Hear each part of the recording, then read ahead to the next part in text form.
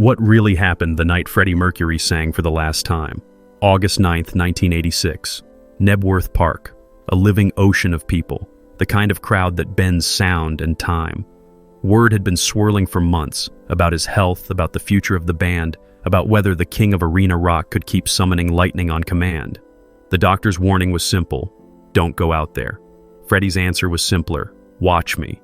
When he strode on stage in a white tank, clenched bracelet, and battered jeans, the air changed. By the end, the questions would multiply. Stories would splinter, some dramatic, some tender, some impossible to prove. But everyone who was there felt the same chill. This doesn't just feel big, it feels final. Before the crowns, before the fists in the air, there was Farrokh Bulsara. He was born on September 5th, 1946, in Zanzibar. Parsi parents, Zoroastrian rituals at home, order and warmth, a childhood that, by island standards, looked gilded. Then India.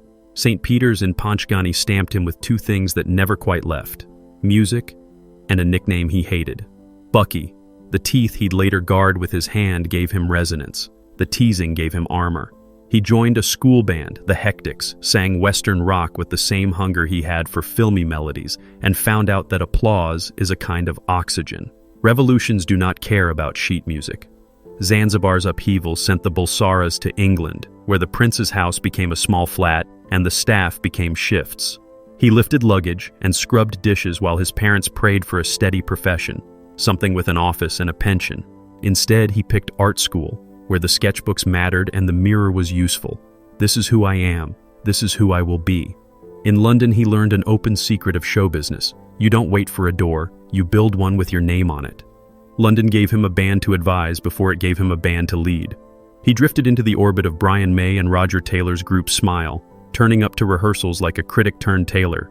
Try this fabric, that rhythm, stand there, don't just sing, command. Around the same time, life handed him Mary Austin, a calm center of the city's chaos. He adored her. She steadied him. Their love story would evolve but never quite end. Then came the leap. Farrokh became Freddie. Not just a name, but a voltage level. The group needed more than songs. It needed a banner. He chose Queen. In the early 70s, that word could cut both ways, regal and mocking. He wanted both reactions. He designed the Queen crest himself. Lions for Roger and John, a crab for Brian, fairies for Virgo Freddie, all under a phoenix of rebirth, crown blazing at the center. It looked like a royal decree: we are not arriving, we have arrived. When Freddie arrived in England, he didn't just chase songs, he chased teachers. The loudest of them was Jimi Hendrix. Freddie followed him obsessively, attending 9 shows in a row, memorizing not only the solos but the way Hendrix turned chaos into theater. He didn't just play guitar, he juggled it, burned it, made the crowd gasp before he made them cheer. Freddie studied that lesson. Performance is not just sound, it's spectacle. Years later, when he strutted across arenas, you could still see the ghost of Hendrix in the way he treated a stage like a battlefield. The grind to be heard was merciless. Bad contracts, studio time at ungodly hours, managers who prospered while the band flipped coins for taxis. Top of the Pops tossed them a line with 7 C's of rye, and for a moment, the world felt weightless. Back in the flat, reality returned. Nothing about this was going to be gifted. Everything would be taken. And then, the song that wouldn't fit any container decided to blow up the container. Bohemian Alchemy. The song that broke every rule too long. Not for radio. Cut it in half. That's what the record executive said. Freddie said the opposite. Absolutely not. Bohemian Rhapsody wasn't just a song. It was 6 minutes of rock, opera, and drama rolled into one. A confession, a choir, and a guitar solo that sounded like an argument between heaven and hell. It took weeks of recording, with hundreds of overdubs stacked into a wall of sound that no one had ever attempted before. When a friendly DJ secretly played the full track on the radio, the phone lines exploded. Fans demanded to hear it again and again. The music video, filmed quickly and cheaply with the band's 4 faces glowing in diamond formation, became iconic. It wasn't just a hit single anymore. It changed what a rock song and a music video could be. The success was instant, but it didn't erase tension. Inside Queen, musical tastes sometimes clashed. Heavy riffs versus playful melodies, rock power versus theatrical sparkle. Outside, the press circled like vultures. Freddie responded the only way he knew how, with bigger performances, bolder costumes, and more fire. The stage was growing, the crowds were swelling, and Queen now needed songs that weren't just listened to. They needed songs the entire world could sing. Building a nation of voices. Anthems, scandals, Exile, Japan. Brian May dreamed up a beat anyone could do, even in a parking lot. Stomp, stomp, clap. Then chorus you can shout with your lungs half gone, "We are the champions." The songs weren't just popular, they were social technology. Suddenly 100,000 strangers could feel like one organism. Provocation came bundled with success. The bicycle race concept, rent a velodrome, fill it with nude cyclists, shoot the absurdity, ignited bans and headlines. I Want to Break Free took the band into drag, a cheeky nod to British TV that baffled and angered certain gatekeepers. Yet even the campiest moments hid craft. Freddie studied choreographer Nijinsky, borrowed lines from ballet and, because he loved high difficulty, roped in members of the Royal Ballet for precision. He wanted flamboyance with footwork. At home, the noise of fame and tax bills turned life prickly. Montreux was the opposite, a quiet town with a studio where ideas moved at the speed of obsession. Queen recorded at Mountain Studios so often they bought it outright. Engineers remember him insisting on retakes until the track didn't just sound right, it breathed. Late at night, he'd walk along Lake Geneva humming fragments, sometimes scribbling notes on scraps of paper before laughing at the cold and rushing back inside. Those walks birthed lines that still sound like secrets shared with the dark. Across an ocean, Japan treated the band like visiting emperors. At the Budokan, fans wept as they sang every syllable like it had been drilled into them at school. Department stores couldn't keep Queen imports on the shelves. In his hotel, Freddie opened gifts with boyish delight. Porcelain dolls, silk, origami cranes, handwritten letters in shaky English, and kept many for years. Some of those presents still sit in archives, proof of devotion that felt closer to worship. Japan wasn't just a market, it was a love affair. He returned the gesture in Teo Toriate, a song with a Japanese chorus, and later again with La Japonaise alongside Montserrat Caballé. For Freddie, Japan wasn't a tour stop, it was a second home for his art. But one day in London was about to reset their legend with a performance that made time feel elastic. The greatest 20 minutes, Live Aid and the Return of the King. No sound check, no special treatment, just a clock and a stage. July 13th, 1985, Wembley Stadium, Live Aid. Freddie walked out in a white vest and armband, sat at the piano, and launched straight into Bohemian Rhapsody. The crowd roared, but it was only the beginning. When Radio Gaga hit, the entire stadium turned into one giant rhythm machine, 70,000 people clapping in unison. Then came the legendary call and response. Freddie sang playful nonsense, and the crowd shouted every syllable back as if it were sacred. It was part concert, part mass hypnosis. Backstage, other stars couldn't believe what they'd just seen.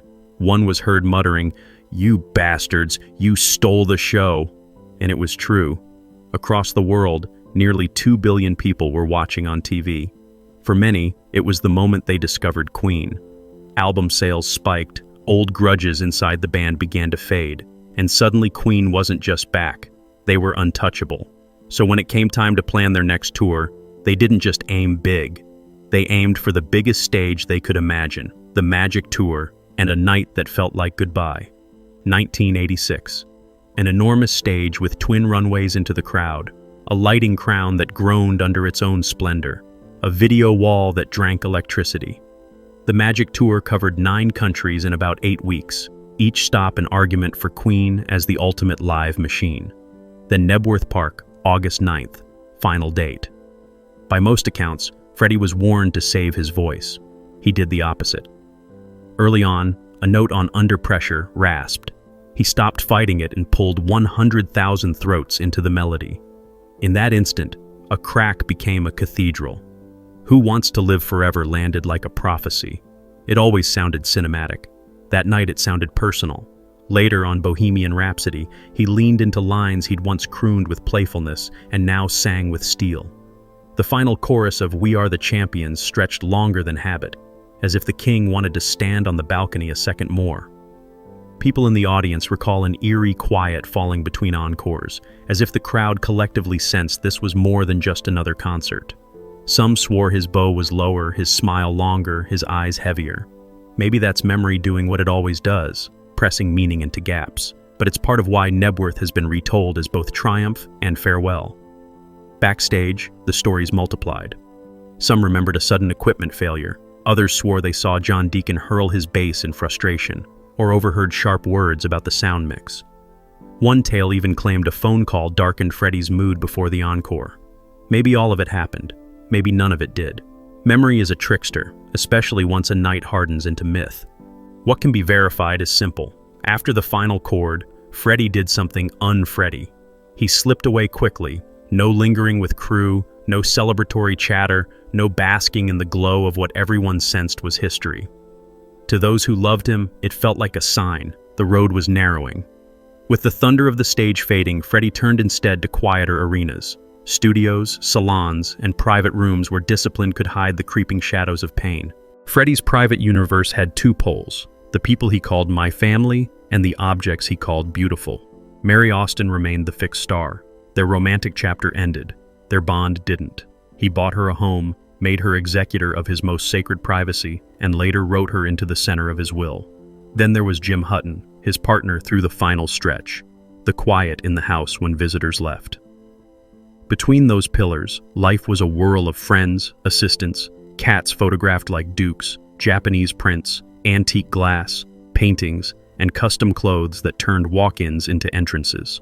The parties were legendary, maskers, costumes, a sense that the night itself had been dressed. Yet the louder the laughter, the more some friends heard the undertow, a man terrified of being forgotten the moment the music stopped. Meanwhile, tabloids conjured headlines and hunted shadows. He handled it as he always had, by working. Work was control. Work was dignity. Work kept the fear from spreading. Then he took a left turn that looked like a dare, sing with a world's greatest diva and make it sound inevitable. He adored opera. He revered Montserrat Caballé. When they met, the temperature in the room reportedly dropped to polite panic, two nervous stars pretending not to be. Caballé encouraged him to write about her city. He delivered Barcelona, a so big it's beautiful anthem that treated the skyline like a chorus. The sessions demanded a different muscle, less strut, more sustain, less wink, more cathedral.